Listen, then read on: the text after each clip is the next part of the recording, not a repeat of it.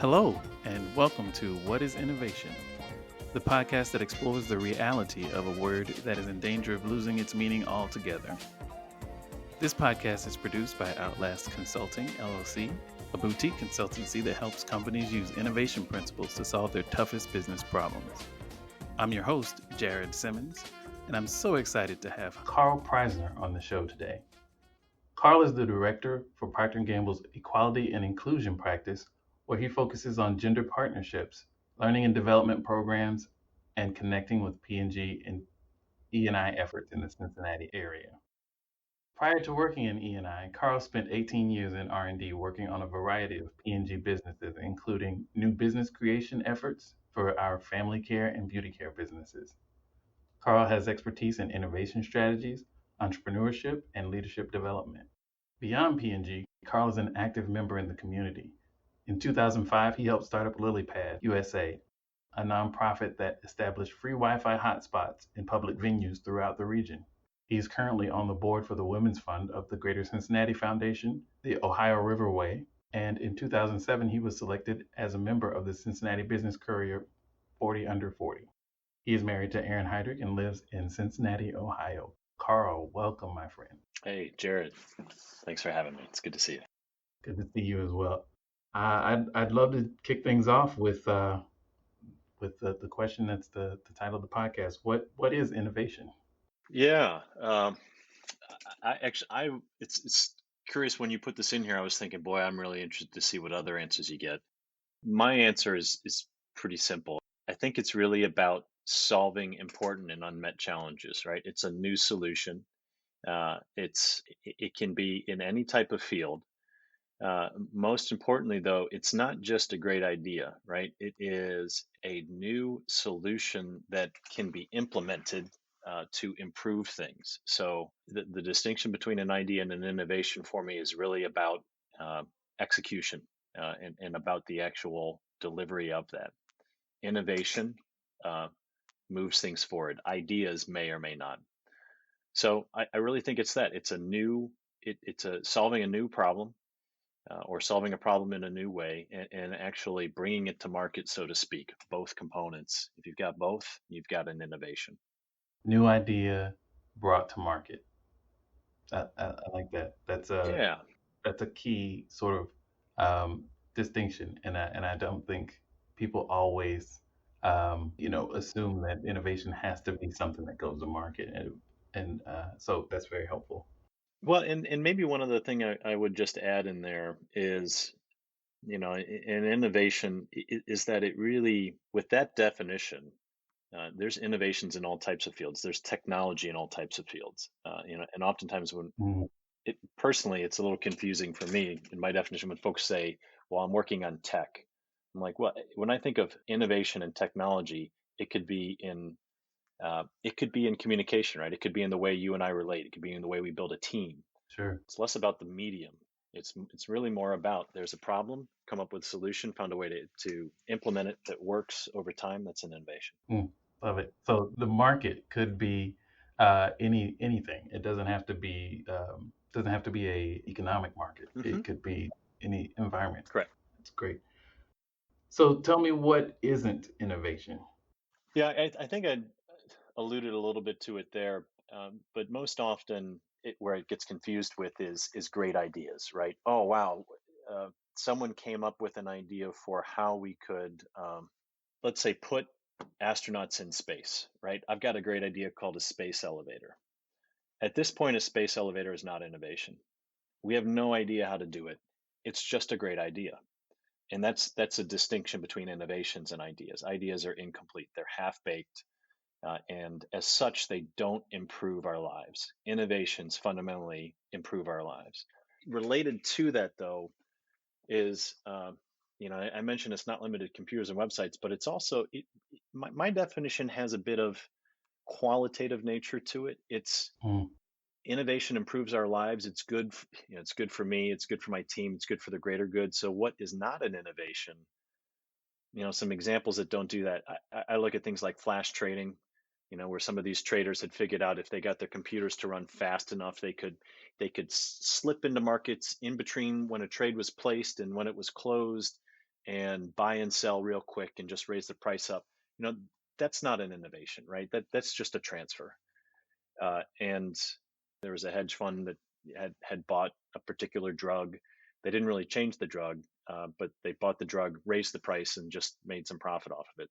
There's some ways that you can get rich without really improving things, and that's a distinction for me. Those aren't innovation, right? Those uh, innovation has a fundamental nature of improving the quality of our lives. So that's the distinction, I think. Couldn't agree more. Couldn't agree more. So I do believe that some people would describe those two things as innovative. Um, and what can we do to sort of help people think about innovation in more of an outcome focused way? Yeah. So if I understand your question, it was for those that might see something like the flash trading or like the purchase of a patent and raising prices innovation. What might they be missing, or how might we advance the conversation of innovation towards an improvement? Is that your question? That is. Uh, I don't. It's not something I actually spend a lot of time thinking about. Uh, as I've thought, why have a definition for it at all is probably a lot to do with where I've spent most of my career. I spent it in consumer products at P&G, in an environment where we we defined our business as a way as improving the lives of the consumers. Hmm. So innovation really was about how do we do that better. But what I'll say is some people don't have that goal. We'll get philosophical really quick. Uh, I fundamentally, a lot of people, there's a lot of things we can do to get by in every day. But I think if we're going to be happy at life, if we're going to have a successful business, if we're going to have a growing organization, nonprofit or profit, at its core, it's going to have to be about growth and contribution. Mm. Those are two fundamental values. I think that those are life values, right? Life is going, if something is not contributing to the ecosystem, or if it's not growing, it's dying. And I think those become a call for innovation, right? If our businesses are going to grow, we have to fundamentally be contributing to something beyond, greater than just ourselves. Mm. It doesn't have to be the entire world, but it's got to be something beyond, a community beyond us, a team beyond us, and we have to be growing. And so, in that sense, innovation is really the way to do it. It's fundamental to sustainability and really to satisfaction, I think. So maybe I had more to say about that than I thought. I love that growth and contribution. It really underscores the dynamic nature of innovation, but also gives it purpose. And I think that's important. Is it's not just about change or altering things for its own sake or for self-serving kind of purposes. It's that growth and contribution to something outside of yourself that I think you're highlighting here. That's a great insight. And I'm not surprised to hear you talk about that because of the context in which we met, where you were literally creating something new for the world, uh, for the purposes of growing and contributing to the broader world. You want to talk a little bit about that? Yeah, um, and it does relate. So you and I met when you were living in Cincinnati, when we were both much younger in our younger days, and we met in the volunteer world. Yeah. You and I are also involved in Give Back Cincinnati, which is an organization that was entirely volunteer. What was our building today's communities and tomorrow's leaders, right? That was it. And at its core, what does it mean to build a community of today? What does it mean to build leaders of tomorrow? I think it's building capacity for it's both growing and contributing. Part of any good leadership definition in my book it has the ability to take what's there, to see it as it is, to create a greater vision for it, and then to help start building plans to get it there. And I learned a lot through volunteering, and it's really, let's just say, the organization you are in has continued to grow. It's bigger than it's ever been, and I think because it's at the core, people found it's a place they could come and they could grow, and it's a place that they were contributing beyond themselves. It's true for business as well. It's true for innovation. there's another belief I have, which is that the quality of our private lives depends on the quality of our public life, Mm, uh, and and and it's both true at an individual level. Like my happiness as an individual depends on how engaged I am in building our public life together. I also think it's true just as like societal levels. I mean, you're recording this as we're in the middle of a global pandemic, which shows how connected we all are right, in many ways. right, And my sometimes and my family's individual health is tied in ways I may or may not always like to the quality and the health of the public at large, of people I know and people I don't know. So I think all these things lead to, as it relates at least to business, we have to be paying attention to more than just the base need of the business. We have to be thinking about who are we trying to make a difference for? How are we going to make that contribution? And it's going to require us to grow continually to become more capable to do that. And that, if we aren't doing those two things, then at some point we're going to run out of gas. And innovation really is just a vehicle to do that. right. Well said. I think the main thing that strikes me as I hear you speak on this is that that internal external kind of inextricable link, Hmm. and I love that in my mind that can apply on so many different levels. You as a person, you and your department and the team you lead, your company, your industry. So and from an innovation standpoint, companies right now have to think about, as you think about how you're going to launch products and alter the face of your organization in terms of social justice or other initiatives. How does that external internal link work?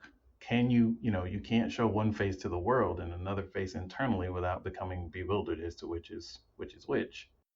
And to your point, acknowledging the fact that that those things are linked, and what efforts are you willing to take to be different internally so that you can be different externally. That's something that everybody has to think about. It's true. And it's only continuing to become more true, right? I mean, there's a vector, there's a direction to this.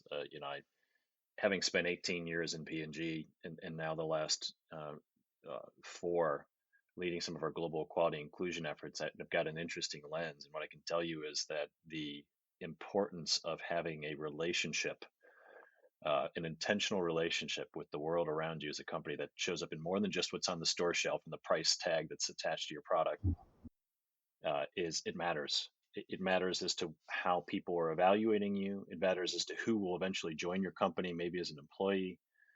Uh, it matters as to whether what your how your market is seen. I mean, look at sports teams, right?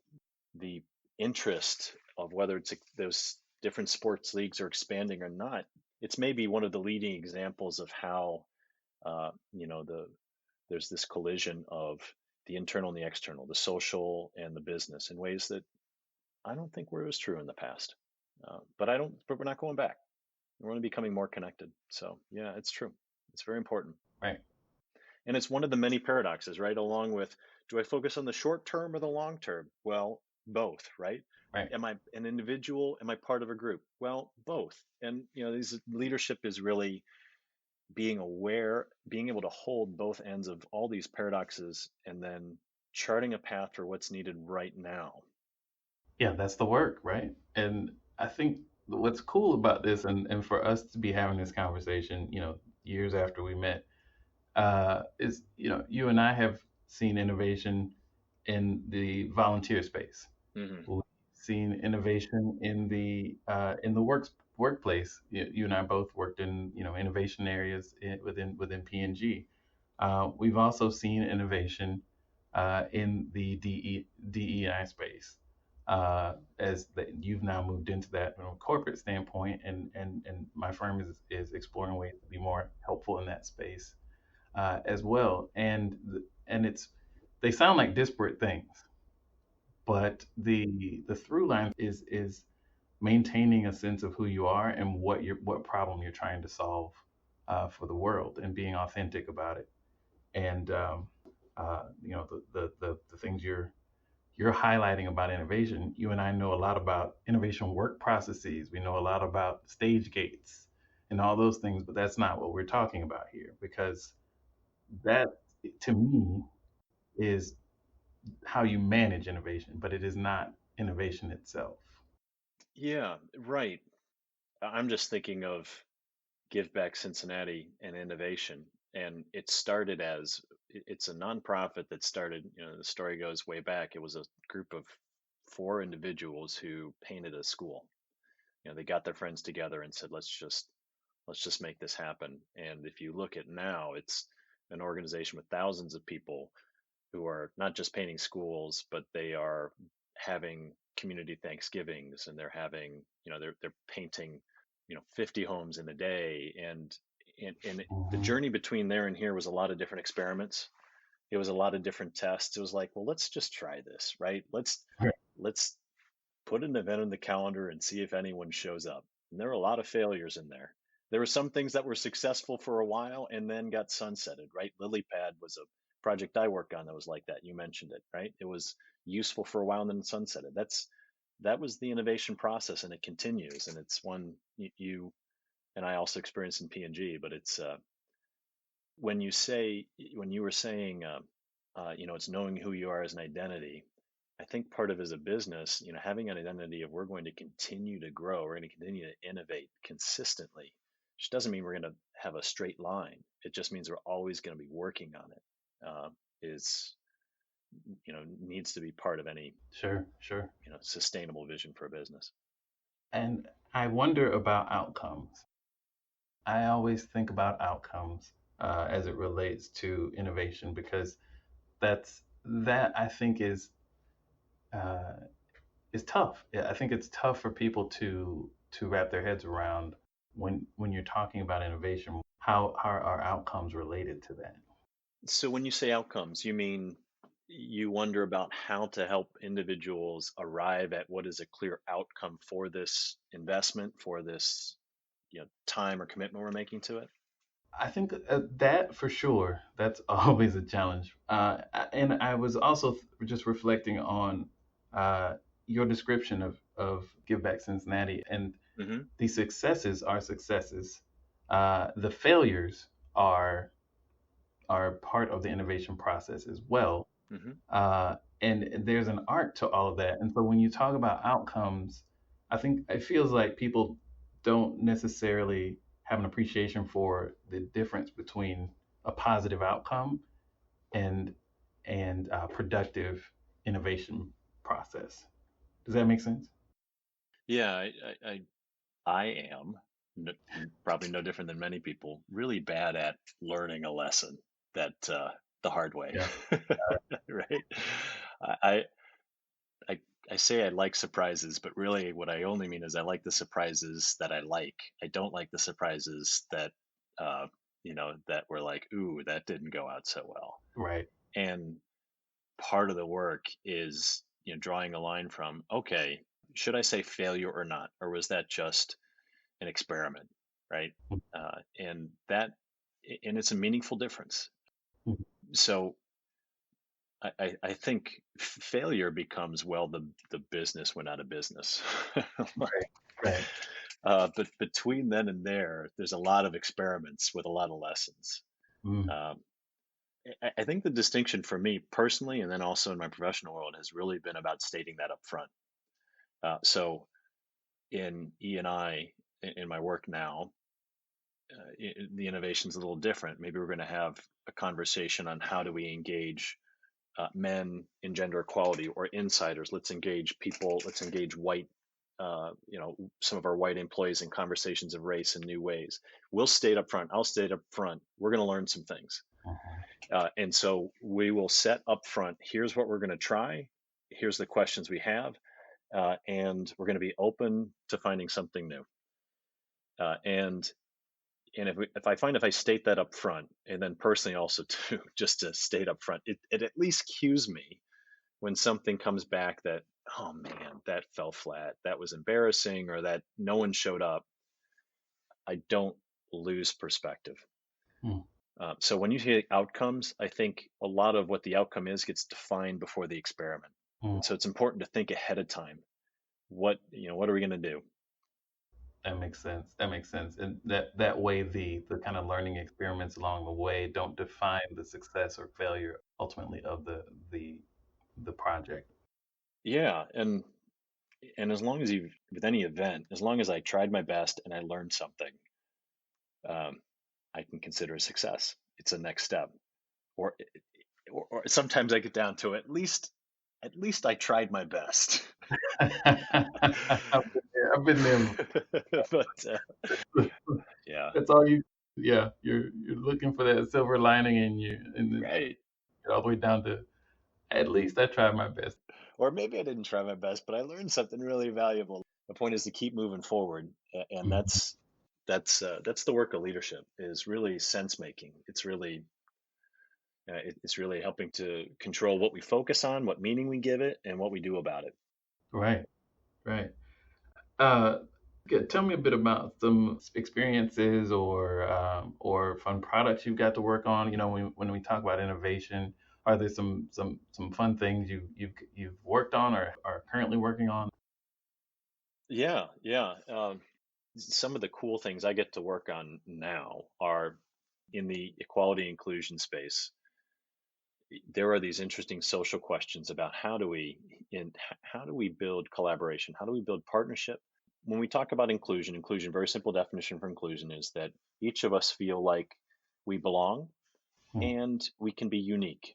We get a Mm-hmm. simultaneous experience of both belonging and being unique at the same time, and high quality, Right. but unique in that you see you see what's great in me and see that that adds value, and not at the expense of me being part of the group or us being together. So then the challenge becomes how do we create that in this environment where there's we all grow up in the same context, and there's a lot of pressures otherwise. How do we create it across differences of race? How do we create it across differences of gender? So the innovation we're working on right now has really been, in some ways, how do we have these conversations with insiders, right? In Mm-hmm. gender, how do we bring men into a conversation in a new way? In race, how do we bring whatever the dominant race in your region, in white in North America? If you go to Brazil, it's going to be a little bit different. It'd be lighter skin individuals.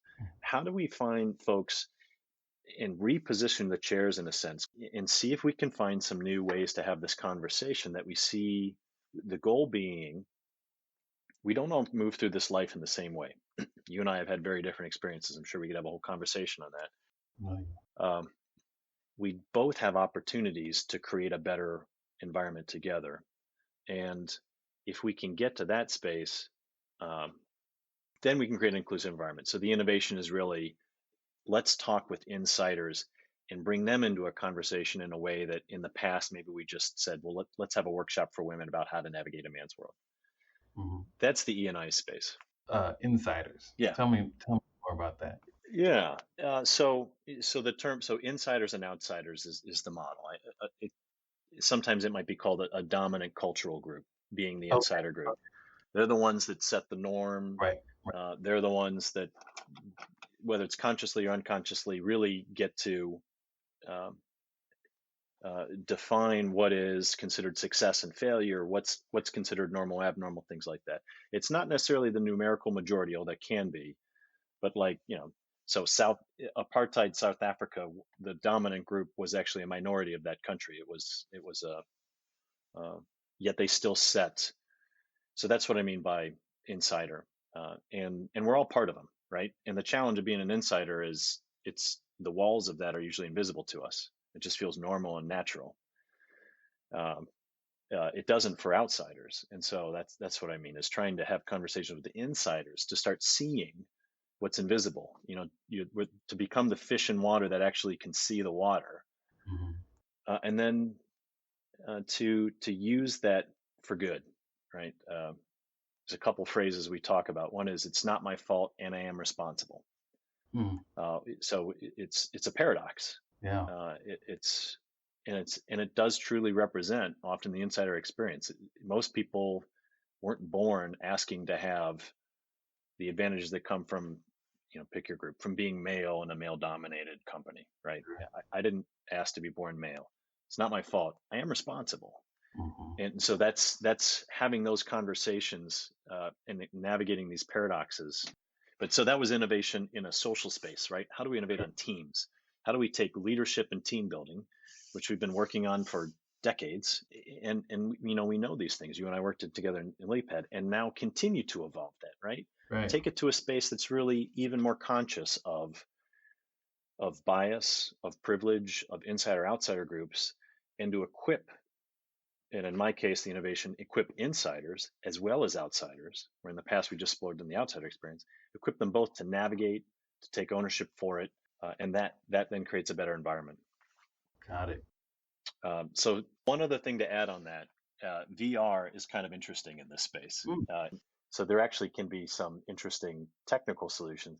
Most of them are, we explore conversations, ways of framing ideas.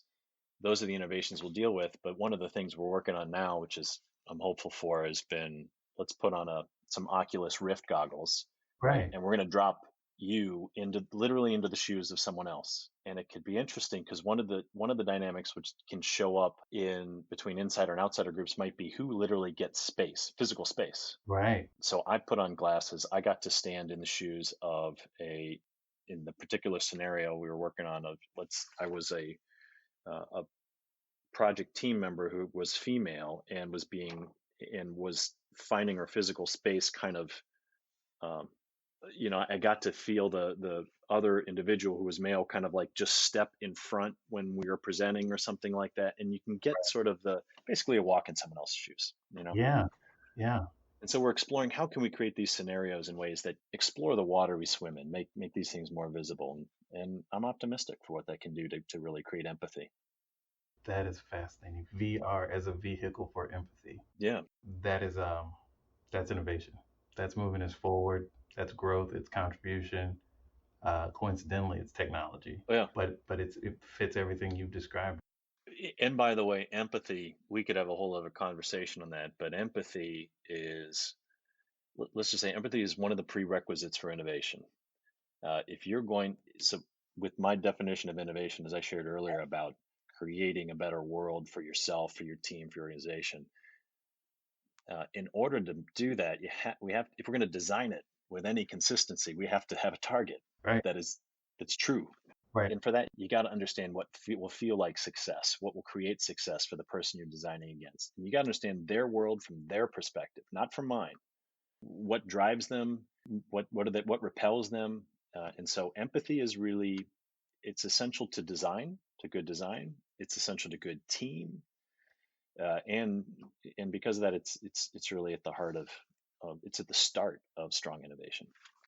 Mm, that's great. That I hadn't put that together in that sort of succinct way, but it almost feels self-evident when you think about if you're going to do something for someone else, design something for someone else, build something for someone else, create an experience for someone else, you have to spend some time thinking about the world from their point of view, and that's empathy. Yeah, yeah, right.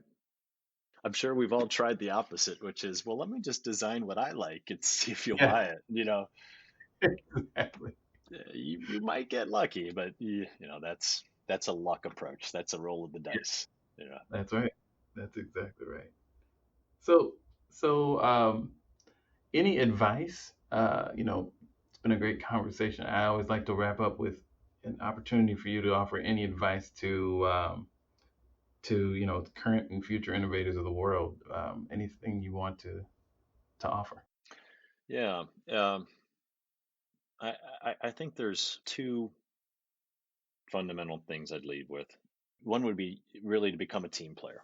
Mm, That has to be the start of the work. There is, uh, because in being a team player, we get access to the ideas, the possibilities, the collaboration of of people that will help round out our work. No one can do this alone. There's the world is just too complex. There are too many nuances. There's too much required to actually improve things. And teamwork is really fundamental to, I'd say, in a competitive environment, having any shot at really being able to compete. And I'd say part of teamwork, and I've just had this personal experience today, and I was thinking about this on the call. It's like being a team player is willingness to trust someone else on my team when I don't fully understand their work. So I have been working on a couple projects that got better because we rolled out a global platform that I didn't know how to do. And I didn't actually see how we could do it in the time and on the budget we had. And I had a teammate that said, there's a way to do it. And I'll tell you, I didn't even understand their approach. Right, right. I didn't know. I literally just knew I trusted them. And we were talking open about what we needed to happen. They said we could do it. And we were able to launch, one was a new virtual platform for our company-wide for quality inclusion, and then another we're working on now, which is similar. Anyway, the point is, in being a team player, it's also being vulnerable and being humble enough to let other people lead, and that's essential. Let me add one last piece to this: become a team player. Inclusion and diversity is the price of entry for the future. It's not just having a diverse range of ideas in the room and people in the room and experiences and backgrounds and perspectives. It's also having the inclusive culture that allows those perspectives to work together, to become visible, Right. to have standing and to consider. So all that, become a team player. And then second idea is curiosity, and it relates to humility, and the ability to just step back and question. But it's really being curious, right? Having a maybe should be the consistent posture. Just this maybe. Maybe this is what we're going to do, or maybe this is why our business is winning.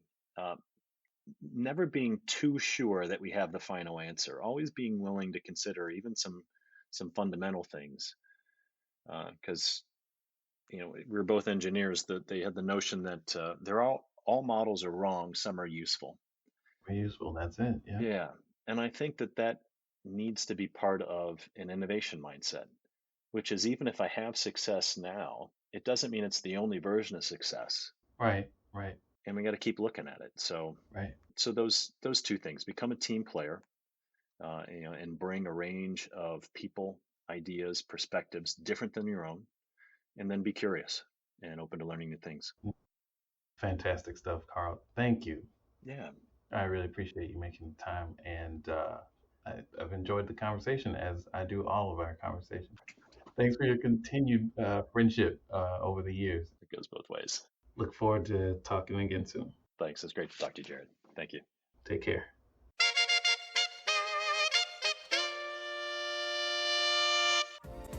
We'd love to hear your thoughts about this week's show. You can drop us a line on Twitter at OUTLAST LLC. That's OUTLAST LLC. Or follow us on LinkedIn, where we're OUTLAST Consulting. Until next time, keep innovating, whatever that means.